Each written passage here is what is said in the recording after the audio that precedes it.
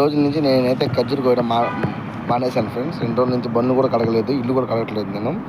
ఎందుకంటే మా రూమ్లో ఉన్నారు కొంతమంది నాతో పాటు పనిచేసే వాళ్ళు. వీళ్ళందరూ నా దగ్గర కొంచెం చూపించేది రుబాబు ఏదో అంటారు కదా, అది చూపించారు. 2 రోజుల నుంచి అయితే ఖర్జూరు నేనైతే కోయడం లేదు, మానేశాను.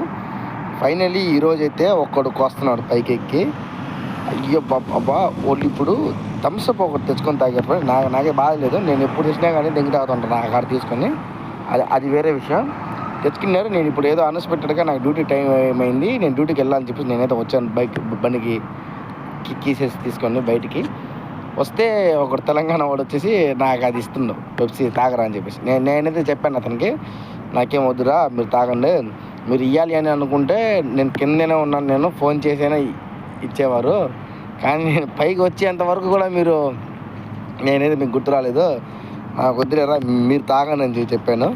ఎందుకంటే వాళ్ళని ఒకసారి చూపిస్తే చూడండి. ఇలాంటి వాళ్ళకి ఏమని చెప్తారు మీరైతే కామెంట్లో చెప్పండి, మర్చిపోకుండా కామెంట్లో చెప్పండి, ఓకేనా?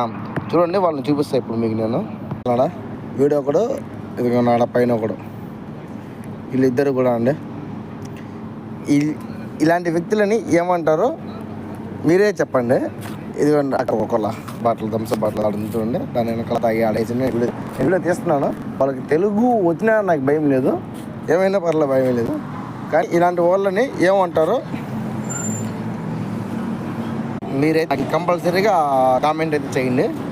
చూద్దాం కోవిడ్లో ఉన్న వాళ్ళలో ఎంతమంది రూములలో ఇలాంటి వ్యక్తులు ఉన్నారు చూద్దాం.